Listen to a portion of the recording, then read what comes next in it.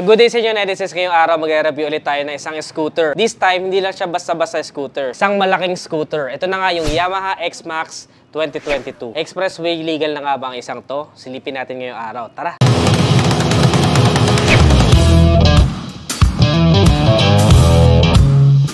Pagdating sa headlight netizens, makikita nyo yung kanyang front face, napaka-aggressive looking. May somehow resemblance compared dun sa NMAX, pero mas aggressive look tong isang to. Sharp looking and all LED na rin yung kanyang mga ilaw. Meron tayo ditong split LED, daytime running light na parang eyeline lang pero sa ilalim, parang rakista yung datingan. Bulb type pa yung kanyang turn signals pero mas malaki siya and visible. Useful to para kitang-kita kahit sa gabi. Kitang-kita tayo sa kalsada. Pagdating naman sa ibubuga, ang motor na to ay very powerful with a maximum power of 27.6 HP at 7,250 RPM. Habang meron naman siyang maximum torque na 29 Nm at 5,750 RPM. Sapat na good for touring. And pasadong-pasado of course pagdating sa city driving. Pagdating naman sa suspension sa unahan, meron tayo ditong telescopic fork. Meron din tayong stock na Dunlop tires. Ang front tire size niya is 120 by 70 by 15. So hindi po siya 14 inches wheels. 15 inches wheels siya sa unahan. Meron din tayong single hydraulic disc and of course dual channel ABS. Medyo mataas din ang seat height nito dahil 795mm. Hindi naman siya gano'ng kataas pero dahil napakalapad na kanyang seat, medyo bubuka ka para maabot mo yung sahig. Meron din itong weight na 179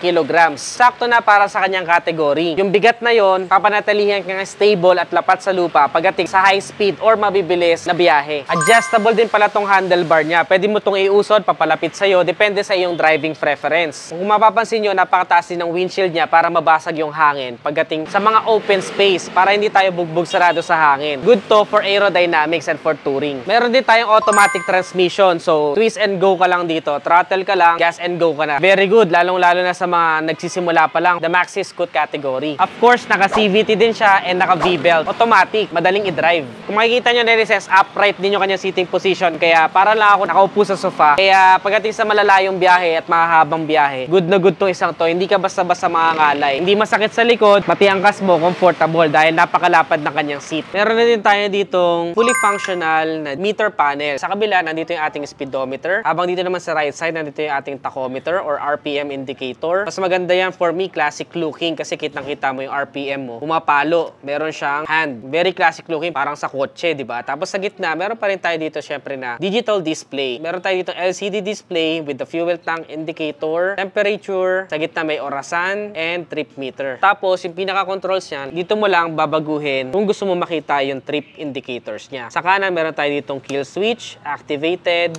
and push start, of course. Sa kabila naman, meron tayo ditong high beam, low beam, at saka passing light or passing switch. Yan. Tapos, dito yung turn signals niya. Left, patay sa gitna, and then right, and then busina. Ganito naman yung tunog ng kanyang busina.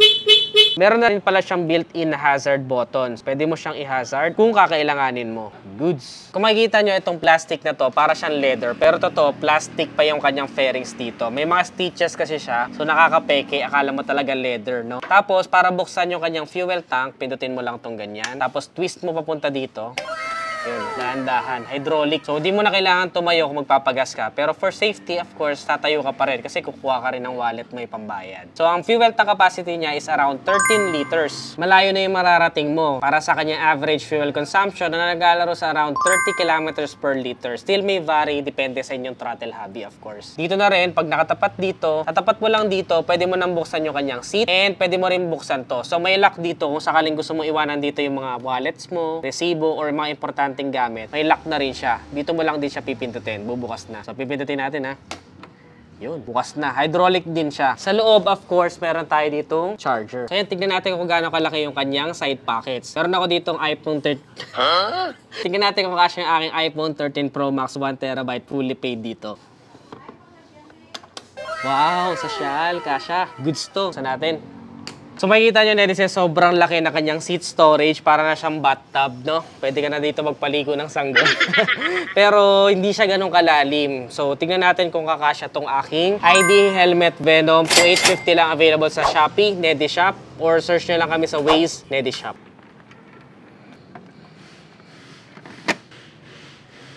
Uy, kasya.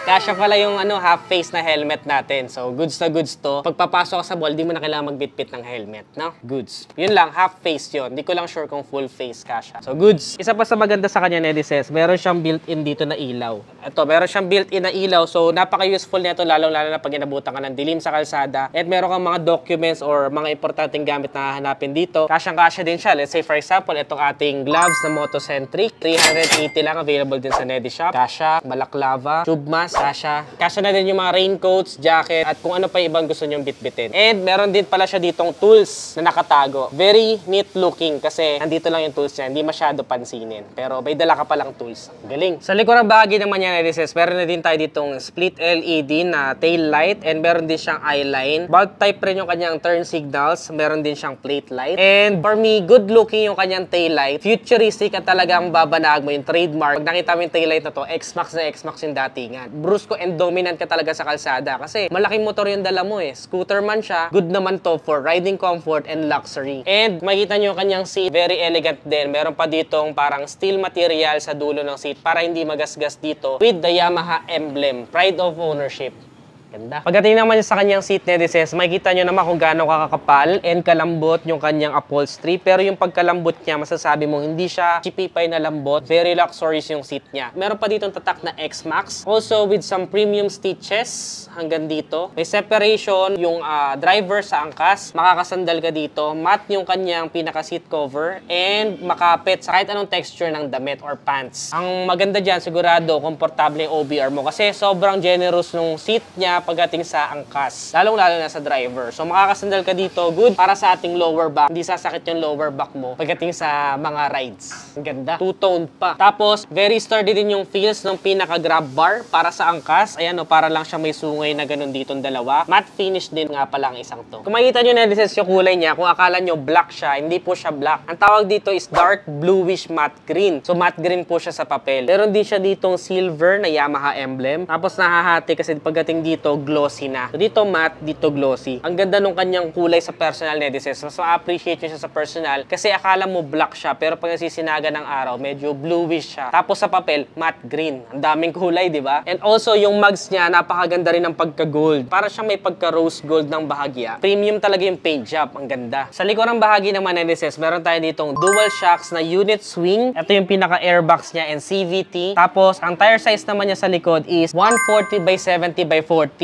So, 14 inches yung wheels niya sa likod, 15 inches sa unahan. Ang galing, di ba? Pero nothing to worry about dahil magandang pagka-engineer sa tire size na yan. And meron din siya traction control system. So, in an instance na mapunta ka sa mga slippery roads, kapag na-detect niya na hindi pantay yung likurang bahagi, hindi synchronize yung ikot ng unahang gulong sa likurang gulong, papabagalin niya to para maiwasan natin yung tuluyang pagka-slide. Very advanced na and safe. Pagdating naman sa likod, meron din tayo ditong single hydraulic disc na brakes and ABS, dual channel ABS na siya, harap-likod. Kaya wala ka ng pangamba pagdating sa mabilisang biyahe. Kakailanganin mo na instant stopping power galing sa preno. Iwas aksidente na with the anti-lock braking system. Ganda. Kung makikita yung tambucho niya, Nedices, napaka-macho din at napaka-brusco. Parang may machine gun dito. Ang ganda nung kanyang lead para sa tambucho. Hindi siya plain lang, para siyang may mga crystal effects na yung pagka-block niya. Tapos, yung heat guard naman niya is very safe. Hindi ka talaga mapapasok kasi ang laki ng sako. Bagay na bagay sa motor yung kanyang tambucho. Ganda. Pagdating naman sa ground clearance, Nedices, meron siyang 135mm na ground clearance. On the regular side lang, wish natin sana mas tumaas pa. Pero gusto na rin to, regular size lang. Meron itong compression ratio na 10.9:1 habang meron naman itong bore and stroke na 70 by 75.9mm.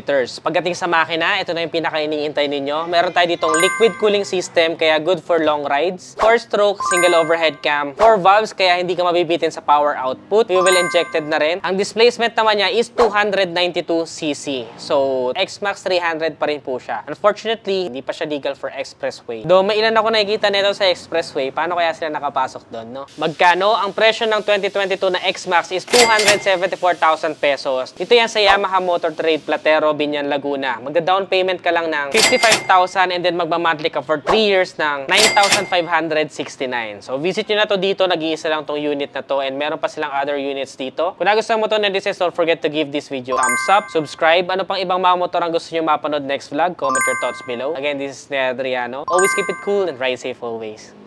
Bye-bye now.